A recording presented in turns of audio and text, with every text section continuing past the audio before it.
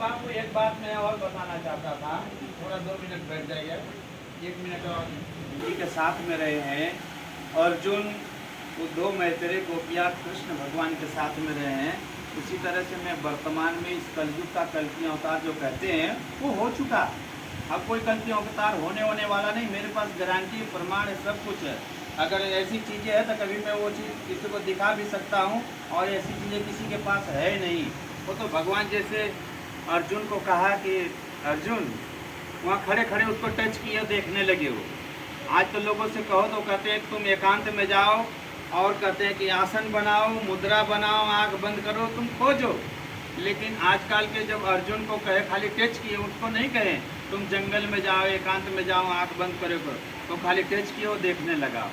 उसी तरह से हम लोग भी वर्तमान में है, अगर जिसको टच कर दे वो देखने लगेगा। वो हमको उसको कुछ नहीं कहना तुम इस तरह करो, उस तरह करो, तो कुछ करना ही नहीं है।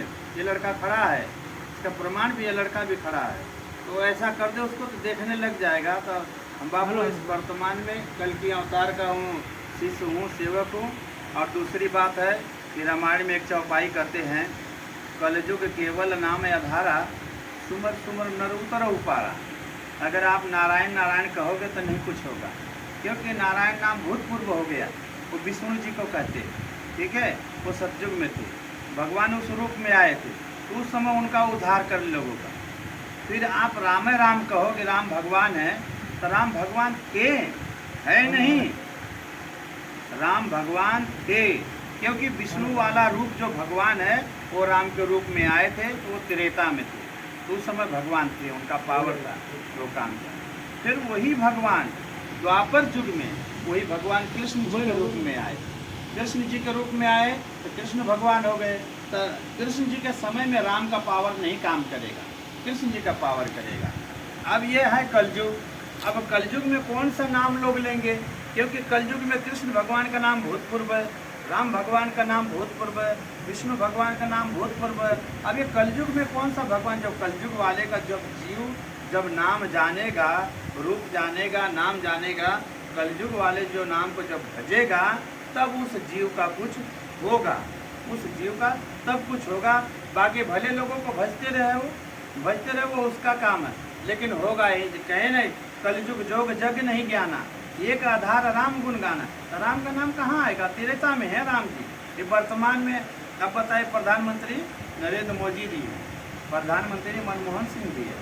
क्या मनमोहन सिंह के कहे चलो मनमोहन सिंह यहाँ काम कराओ, क्या उनकी ताकत है, कराएंगे? वो भी प्रधानमंत्री हैं, लेकिन वो भूतपूर्व हैं, उनके पास पावर नहीं है।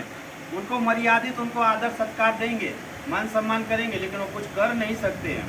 इसी तरह से राम जी, कृष्ण जी, विष्णु जी कुछ कर नहीं सकते हैं।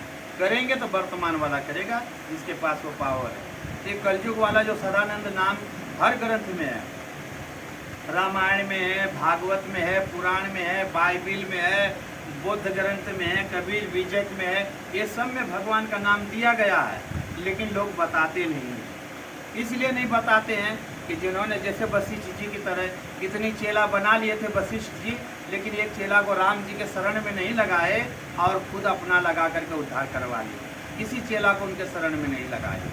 तो उसी तरह से वर्तमान में भी है, लोग अपने पुजाएंगे लोग, लेकिन ये नहीं कहेंगे तुम भैया मास्टर डिग्री दे देता, जाओ दूसरी मार्कशीट दे देता, जाओ दूसरे स्कूल में दाखिला लो, आपको नौकरी लेना है तो दूसरे स्कूल में दाखिला लो, वहाँ से डिग्री हासिल करो।